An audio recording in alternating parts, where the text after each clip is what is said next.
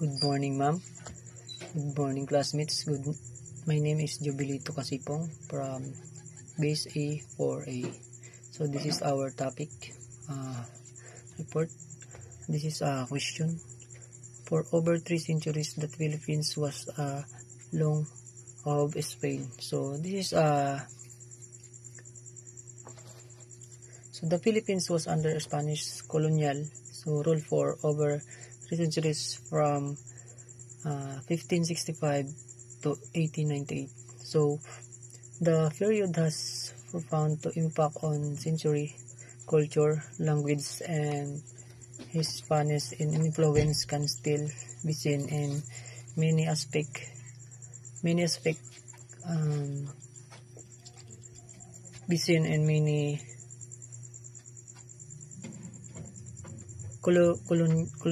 colonial nation. And this is a question for number 2. The lake in 19th century saw a surge in Filipino nationalism and fueled by a justice desire for self-governance. So this moment I was led by figures like Jose Rizal, Emilio Aguinaldo, and Andres Bonifacio. So who took for independence and performance against Spanish colonial and role to effort and humanity revenge that for the Philippines Revolution. So they can use and for number 3 question, this is the revolution against Spanish rule began in 1896 led by Katipunan. So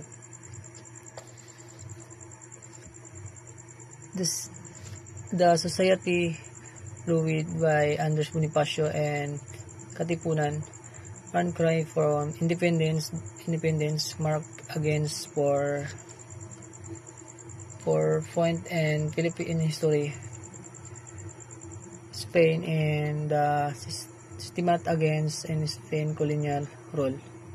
And for number 4 question is in 1898 the conflict between Spain and opportunity for the Philippines Revolution. So this answer for that question is the Philippines is developed independence and June 12, 1898. So when Emilio Aguinaldo as a leader how to united stage for sitting and stage for the Philippines and American War.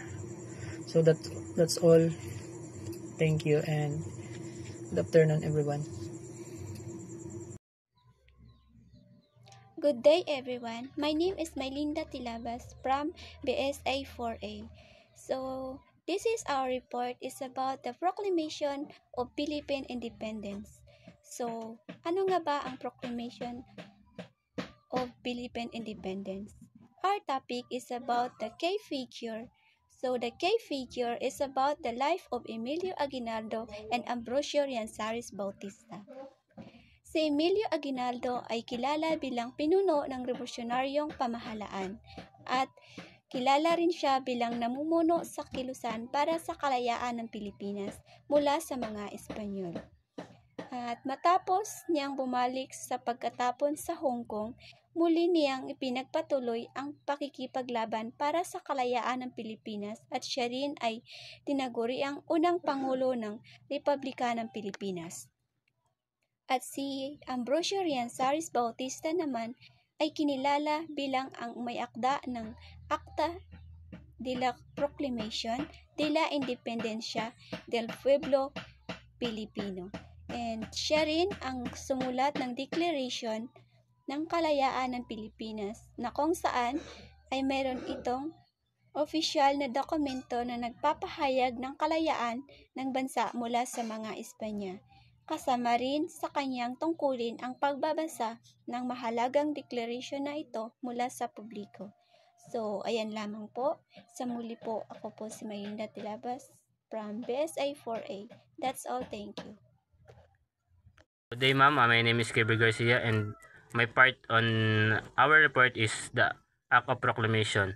The Act of Proclamation ay tinatag noong June 12, 1898 at makikita ito sa ancestral home ni Emilio Aguinaldo sa Kawit, Cavite. At ang purpose ito ay para formally ma-declare ang Philippines independence mula sa pananakop ng Spanish. At ang formal na declaration nito, pinirmahan nito ang document nito ay pinirmahan ng 98 katao, kasama na doon ang United States Army Colonel. At ang sabi dito, we proclaim and solemnly declare in the name and by authority of the people of this Philippines Island, their liberty and independence. At ang ibig sabihin nito ay, ang sabi, ang aming pinahayag at taimtim na pinapahayag o pinahahayag sa pangalan at sa pamamagitan ng otoridad ng mga tao sa mga isla ng Pilipinas, ang kanilang kalayaan. Sabi dito, yun na nga, pinapahayag nila ng taimtim o taos puso nilang pinapahayag sa mga tao dito sa Pilipinas noon na ang act na ito ay para sa mga tao dito sa Pilipinas, at kaya noon ay pinirmahan nila yung Philippines Independence para ang mga Pilipino ay makalaya sa pananakop ng mga Espanyol. Ang next naman is ang the Ceremonial Act. Yung Ceremonial Act, sabi dito, the newly designed Philippine flag created by Marcela Agoncillo, Lorenza Agoncillo, and Delfina Herbosa di Natividad was officially unfurled for the first time. Sabi dito, dinisign daw nila Marcela Agoncillo, Lorenza Agoncillo, and Delfina Herbosa di Natividad ang bagong design o disenyo ng Philippine flags na ginagamit natin ngayon. And then next, sabi, the national anthem, originally titled Marcha Nacional Filipino. Ang national anthem noon daw ay ang national anthem natin o ang pambansang awit, ang pinaka-original name niya ay Marcha Nacional Filipina, at ito ay kinumpos ni Julian Felipe at pinatugtog ito o play nila publicly sa publiko noong publicly nilang pinatugtog ito at ito ay pinatugtog nila sa kauna-unahang pagkakataon ng Francisco Di Malabon Marching Band. And next is the event was attended by many Filipinos, signifying a public endorsement of the declaration. Yung event na rin daw ay maraming Pilipino ang nag-attend sa para public endorse ang pagka-declare ng flag at ng national anthem.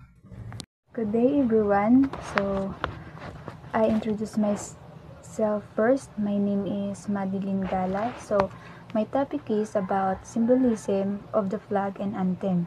So flag versus colors. So this describes the symbolic meaning of the colors in the Philippine flag. So first is the red. Red represents courage, and blue represent peace, and the white represent purity. So these colors are potent symbols representing national ideals. So the second is sun. The 8 rays of the sun represent the first provinces that revolted against Spain. So this explains the symbolism of the sun in the flag. The 8 rays represent the 8 original provinces that lead in the Philippines Revolution against Spanish colonial rule. So the third is the stars. So the 3 stars represents the main island groups, the Luzon, Visayas, and Mindanao. So this is represent the 3 stars on the flag. The three main islands groups of the Philippines, signifying the unity of these diverse areas under one nation. So the anthems, stirring melody, and lyrics embody the nationalist spirit and the longing for a free and sovereign nation. So this describes the Philippine national anthems impact. Its music and words express the strong nationalistic feeling and desires for a free and independent Philippines. So the second topic is international recognition and subsequent events. So this is about the Declaration of Independence was not recognized by the United States or Spain. So this statement points out that the initial declaration of the Philippines independence wasn't acknowledged by either the United States or Spain, the previous colonial rules. So the Treaty of Paris in December 1898, Spain ceded the Philippines to the United States for $20 million, effectively ending Spanish rule but initiating American occupation. So the $20 million payment highlights the transactional nature of the transfer from a global perspective. So the conflict for independence continued against the new colonial power. So this describes the fight for Philippine independence didn't end with the Spanish-American War.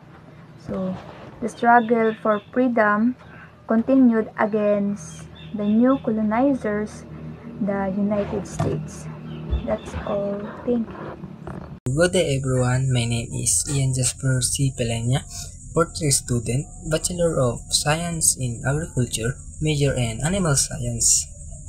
So, the enduring legacy of Philippines independence, the Act of Proclamation of Independence of the Filipino people is more than just a historical document. It's a powerful and foundational cornerstone of the Philippines' identity. So, its significance extends far beyond the events of the single day in 1898, serving as a constant reminder of the Filipino people's unyielding spirit and their long struggle for a self-determination. So, the proclamation is the ultimate statement of the Filipino people's resolve to establish their own government and nation. It's boldly declared to the world that they were a sovereign people capable of governing themselves and charting their own destiny. So, this act of defense and self-assertion become the bedrock of the Philippines' claim to independence, a claim that would be tested in or in the years to come. So a continuing source of a national pride, the legacy of John 12, 1898 is woven into the very fabric of Filipino life. It is the reason why Independence Day is celebrated every year on June 12 with parades, festival, and a deep sense of national pride. This annual holiday commemorates the moment of reclaiming nation still under the shadow of colonial powers. There to declare its freedom, it is a day for Filipinos to reflect on the sacrifices made by their ancestors and recommend themselves to the principles of liberty and sovereignty. Beyond the formal holiday, the principles increased in the proclamation continue to inspire Filipinos. They serve as a powerful reminder to cherish their freedom, protect their sovereignty, and work toward a just and independence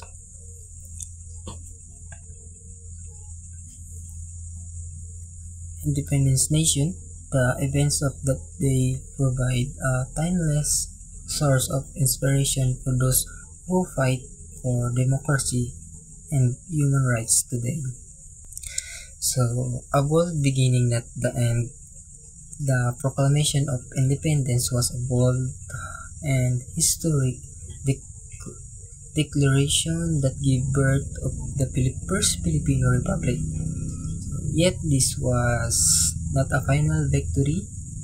The nation's sovereignty was not immediately recognized